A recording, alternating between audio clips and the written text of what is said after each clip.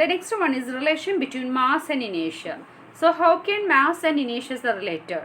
Okay, so mass of a body is a measure of its inertia.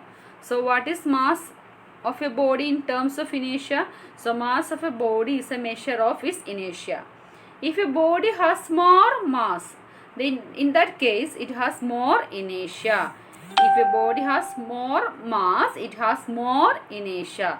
So it is more difficult to change its state of rest or of uniform motion. Okay, so what's the point? If a body has more mass, in that case it is more difficult to change its state of rest or of uniform motion. For example, if we kick a football, so what happened? It flies a long way because football is less weight compared to, here we have to consider stone. Okay, but if we kick a stone of the same size, it hardly move. The stone has more inertia than the football because of its larger mass. Okay, so mass of a body is a measure of its inertia. So the next one is Newton's first law of motion. Okay, so Galileo's simple but revolutionary ideas dethroned Aristotelian mechanics. A new mechanics has to be developed. Okay, and were developed by Isaac Newton, one of the greatest scientists of all times.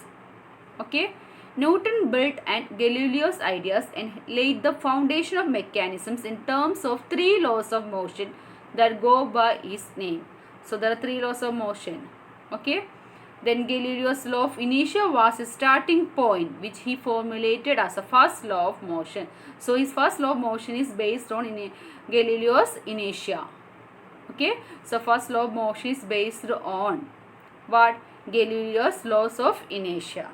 Okay, so then state what is first law of inertia. State what is first law of Newton. Every body continues to be in a state of rest or of uniform motion in a straight line unless compelled by some external force to act otherwise. So what is the first law of motion? Every body continues to be in state of rest or of uniform motion in a straight line unless it's compelled by some external force to change that state. Okay, so these states of rest or uniform linear motion both imply zero acceleration. The first law of motion can therefore be simply expressed as if the net external force on a body is zero. Okay, so what is the Newton's first law of motion?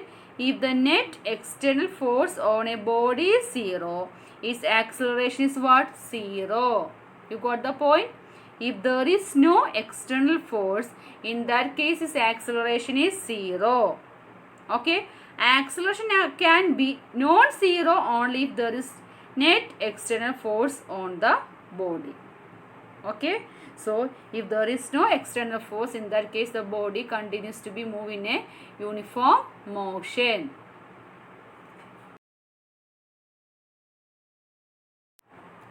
The next we have to discuss about Newton's second law of motion. Okay, so the Newton's first law referred to the simple case when the net external force on a body is zero. So the first case is related to its inertia. Okay, the second law of motion referred to the general situation when there is a net external force acting on a body. Okay, so it relates the net external force to the acceleration of the body. So second law is based on the net external force on the acceleration of the body. So before to explain the Newton's second law of motion, first we discuss about momentum. Okay, so what do you mean by momentum? So momentum of a body is defined as is a product of its mass and its velocity. So momentum is denoted by letter P. P means its momentum. So momentum P is equal to what? P is equal to the product of mass and velocity. So P is equal to what? P is equal to M into V. Okay, so P is equal to M into V. So momentum P is equal to what? Mass into velocity. Then tell me momentum is a which quantity, which physical quantity?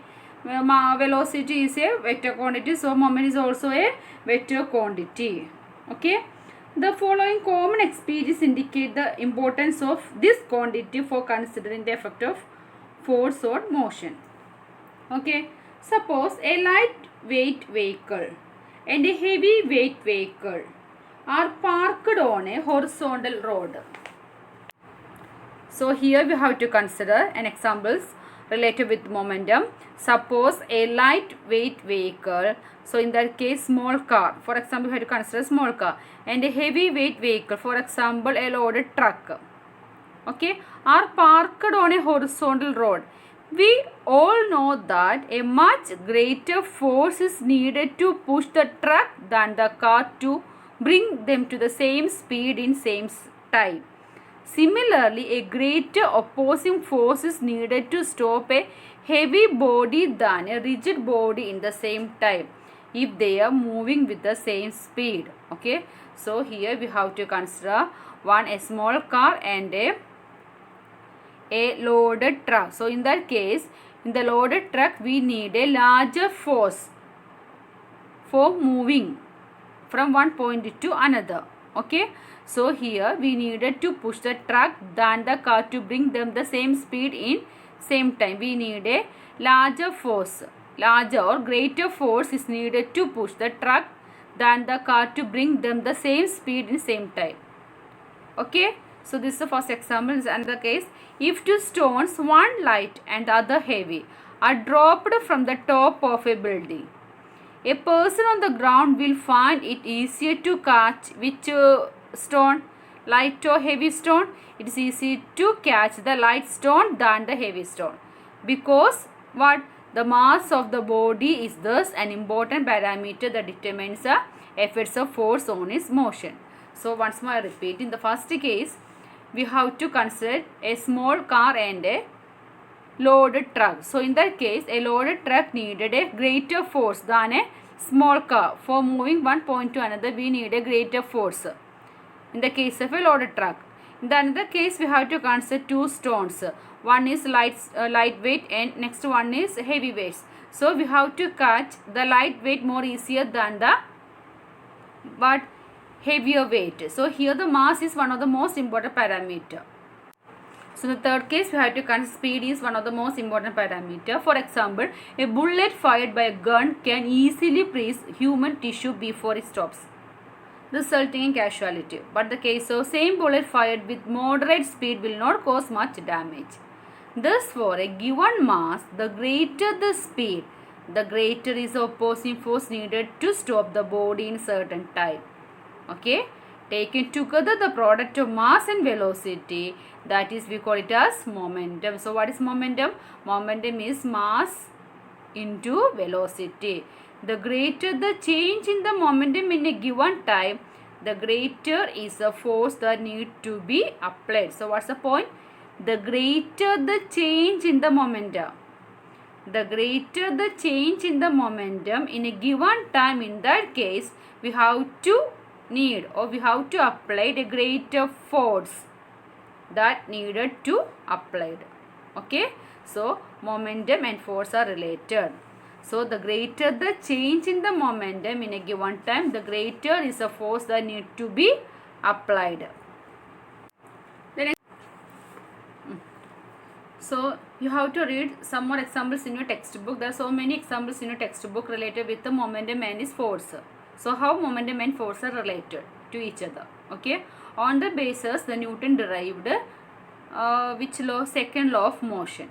Okay. So next we have to discuss about measurement of force from Newton's second law of motion. Okay. So according to Newton's second law of motion, the rate of change of momentum of a body, the rate of change of momentum of a body is directly proportional to the external force applied on the body and take place in the direction in which the force acts. So what is the statement of Newton's second law of motion? According to Newton's second law of motion, the rate of change of momentum of a body is directly proportional to the external force applied on the body and the change take place in the direction of the applied force. So here the rate of change of momentum is denoted by like dp by dt. Here p is a vector quantity, so you have to put the arrow mark. Okay, so d by dt is what? Is the rate of change. So change denoted by letter d by dt. Okay, so dp by dt is the rate of change of momentum. P means momentum. Okay, so dp by dt is the rate of change of momentum of a body is directly proportional to what? Its force F. Okay, so dp by dt is proportional to F, or F is proportional to what? F is proportional to dp by dt. Okay, now how can we change that proportionality constant?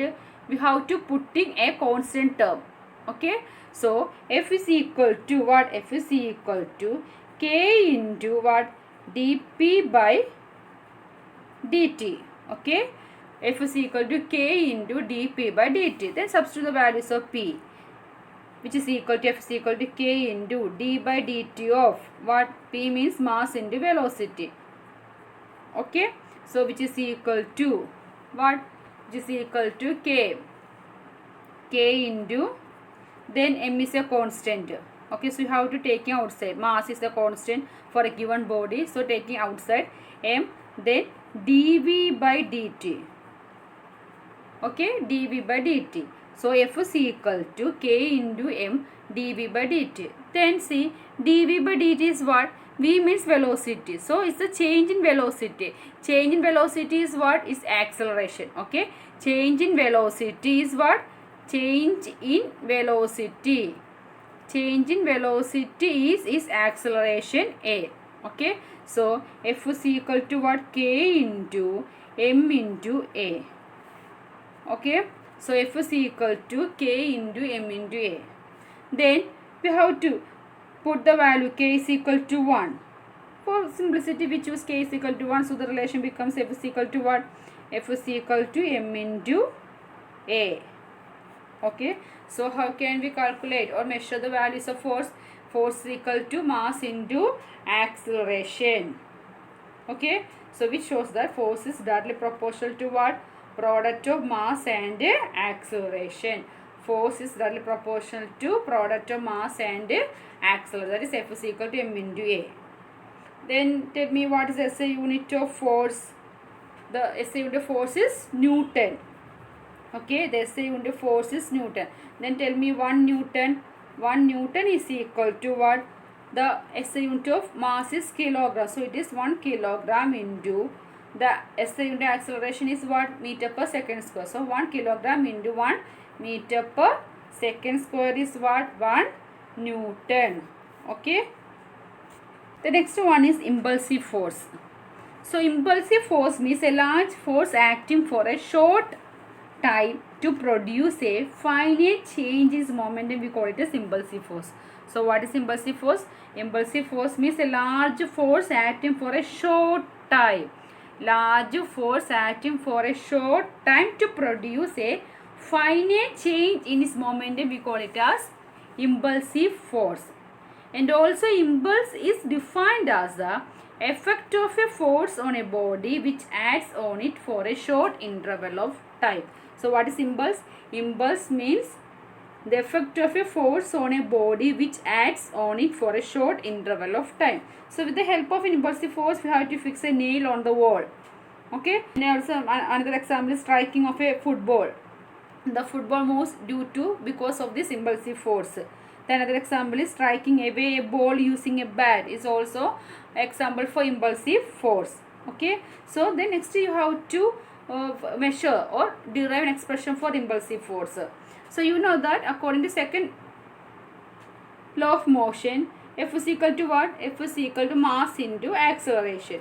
So which is equal to mass into acceleration is written in terms of velocity, that is v minus u by t. Okay, so I have to multiply it by t, so it is F into t, which is equal to what? mv minus mu.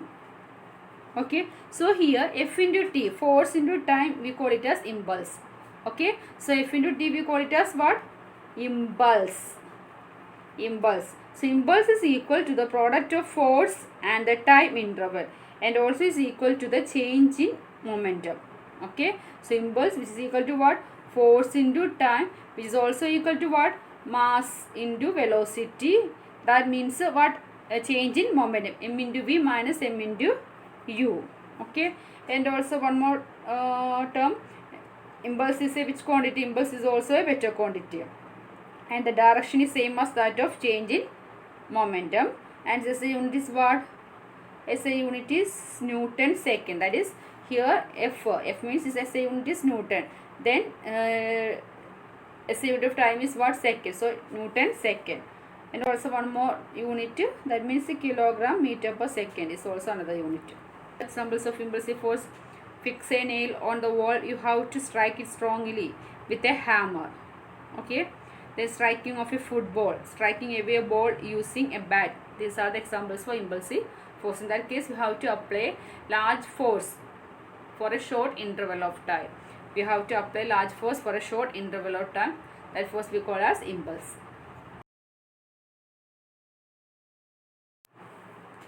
Then the last law is Newton's third law of motion. You already know which is the third law of motion, Newton's third law of motion. So state Newton's third law of motion. To every action there is always an equal and opposite reaction. So what statement of Newton's third law of motion is what? To every action there is always an equal and opposite reaction. This is third law of motion. Okay, so next we will discuss about some explanation about Newton's third law of motion. So forces always occur in pairs. Force on a body, suppose this is a body A, okay, and this another body B. So the force on body A, so this body apply force on B, that is FAB. Okay, so force on a body A by B and opposite to the force on body but B by A, that is FAB is equal to FAB is equal minus of what? FBA. Okay, so Newton's third law means to every action there is an equal and opposite reaction. When two bodies interact with each other, one of two forces is termed as action and the other we call it as reaction. There is no cause and effect relation between action and reaction. They occur simultaneously and any one of two forces may be called action or reaction. Okay, more examples related with the Newton's third law of motion. So gun fire. When a gun is fired, what happens? The bullet moves in forward direction and the gun gets reaction backward direction and it gets recoil. Okay, another example is with the help of this law. That means we have to walking with the help of this law. In order to walk, the frictional force F due to contact of the foot with the ground acts backward and the ground exerts reaction to enables us to move in forward direction. Is also due to third law of motion. Another example is swimming. While swimming, a swimmer pushes the water backward with his hands and as a result water pushes the swimmer in forward direction. So these are examples for Newton's third law of motion. So you have just see your textbook and read these examples again. Okay.